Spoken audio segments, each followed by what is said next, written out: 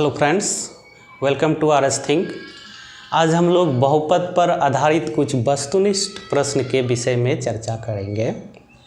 Exam में भी 50 वस्तुनिष्ठ प्रश्न आपको हल करने के लिए मिलेंगे। यदि आप प्रत्येक टर्म को अच्छी तरह से समझ लेते हैं तो 50 का 50 वस्तुनिष्ठ प्रश्न को आप हल करके आएंगे। पिछले क्लास में हमने आपको बताया था कि बहुपद क्या होता है, उसी पे आधारित ये प्रश्न है, निम्नलिखित में कौन कौन से बहुपद है। तो एक बार फिर से हम देख लेते हैं कि बहुपद होता क्या है, इसको कैसे पहचानेंगे। तो हमने बताया था कि बहुपद चर और अचर राशियों का समूह होता है। तो ये जो समूह है आपका जोड़, घटाव और गुणा के रूप में होगा। सबसे पहले तो देखना है कि चर और अचर राशियों के बीच का जो संबंध है वो जोड़, घटाव या गुणा के रूप में है या नहीं। तो जैसे यहाँ पे x चर राशि है, एक्स स्क्वायर चर राशि है, x भी चर है, इन दोनों के बीच प्लस का सिंबल है, यानी ये दोनों एक दूसरे से जोड़ के रूप में जुड़ा हुआ है। फिर दूसरी बात ध्यान देना है, चर का गुणांक एक वास्तविक संख्या हो, रियल नंबर हो। वास्तविक संख्या को हमने पढ़ लिया है, जैसे 0 1 2 3 4 5 -1 -2 -3 √3 √5। तो चर का जो गुणांक होगा, कोफिशिएंट ऑफ वेरिएबल टर्म्स, जैसे यहाँ पे आप देख रहे हैं कि एक्स स्क्वायर x⁵ जिसका वेरिएबल टर्म्स है, जिसका गुणांक है 10, ये एक वास्तविक संख्या होनी चाहिए। तीसरे बात पे आपको ध्यान देना है कि चर का जो मुख्य है, चर का घातांक अर्थात पावर जो है वो एक पूर्ण संख्या हो,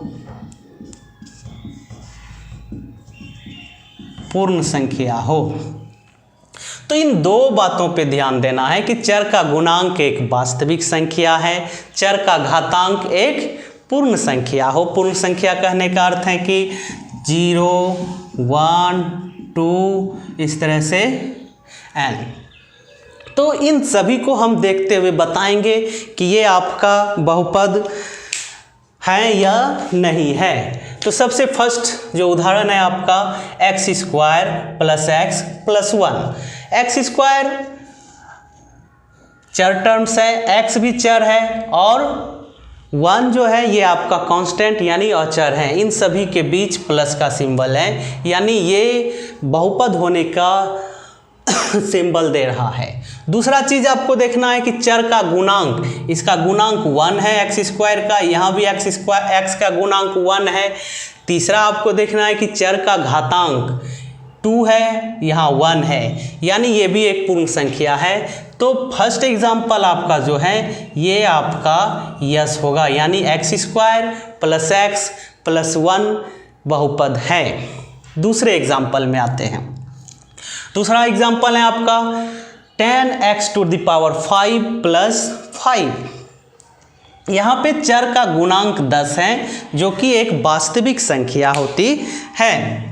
तो ये भी आपका एक वास्तविक संख्या है, रियल नंबर है।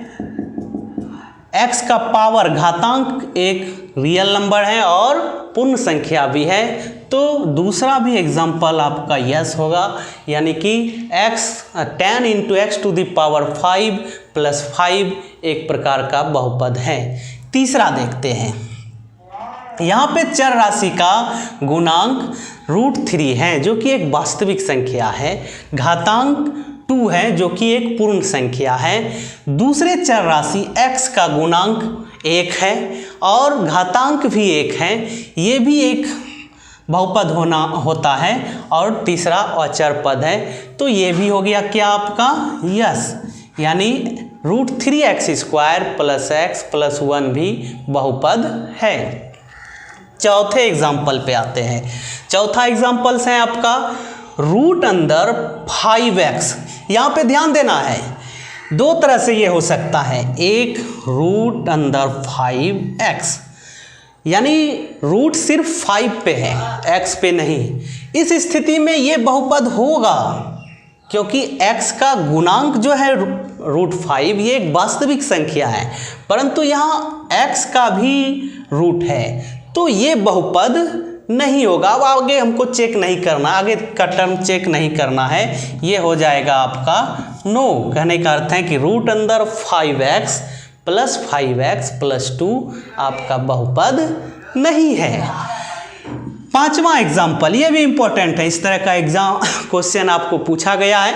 1/x - 2, ये दो टर्म है, 1 अचर टर्म है और x - 2 चर और अचर टर्म है। इस दोनों के बीच का जो रिलेशन है ये डिवीजन है, यानी कि विभाजन है।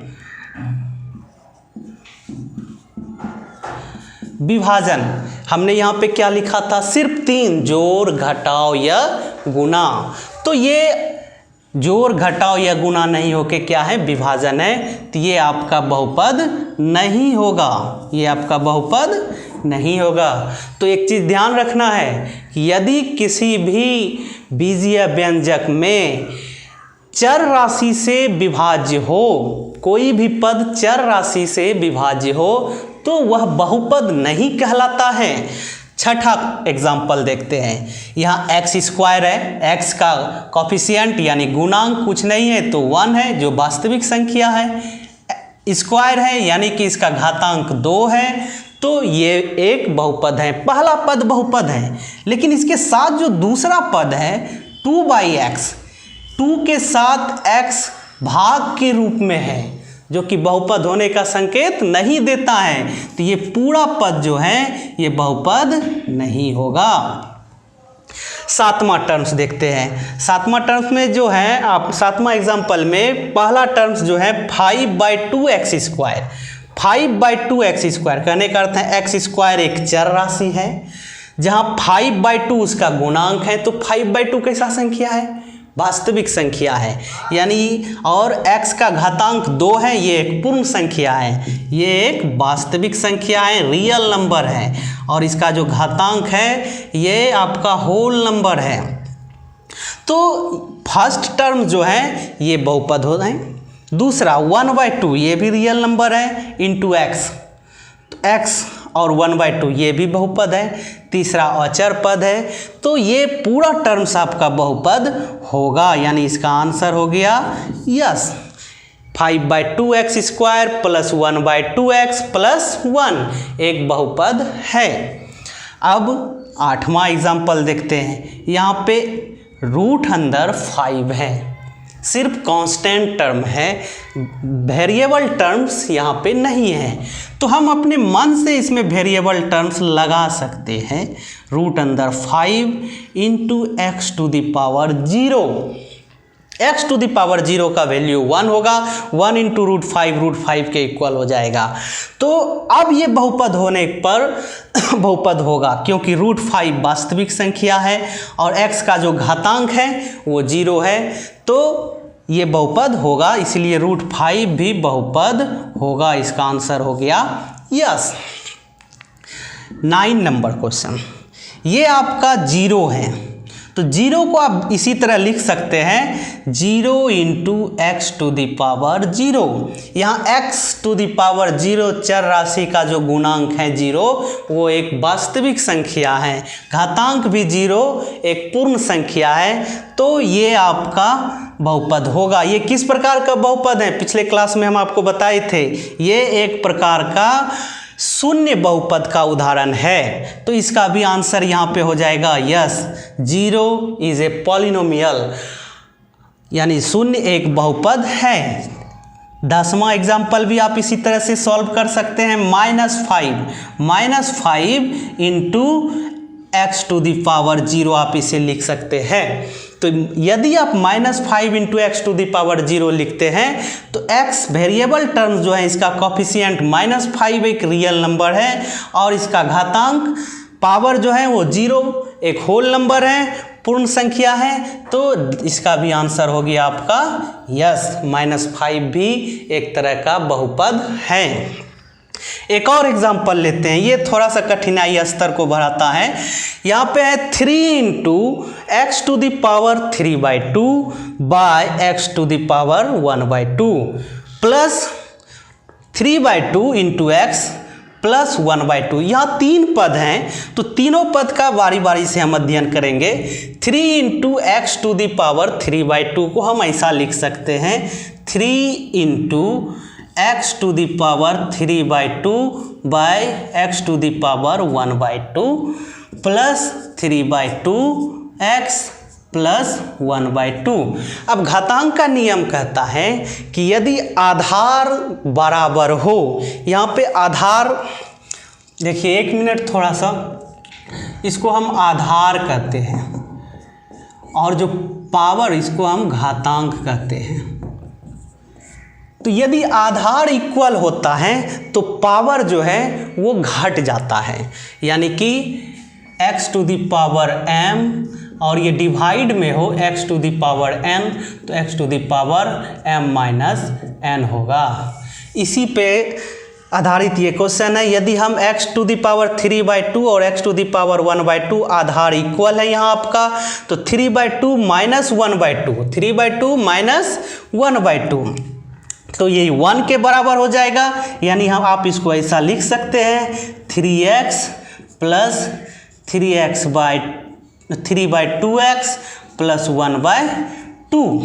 इसको जोड़ भी सकते हैं हम, ये एक और टर्म आगे आ जाएगा, तो ये हो जाएगा 6x plus 3x 9x/2 plus 1/2। अब इसको चेक करना है कि ये आपका बहुपद है अथवा नहीं है। तो यहाँ पे चर टर्म x का कोफिशिएंट 9/2 है, जो कि एक वास्तविक संख्या है, और चर एक पूर्ण संख्या है और वास्तविक संख्या है, इसलिए ये जो टर्म है ये आपका बहुपद होगा, यानी इसका आंसर हो गया यस।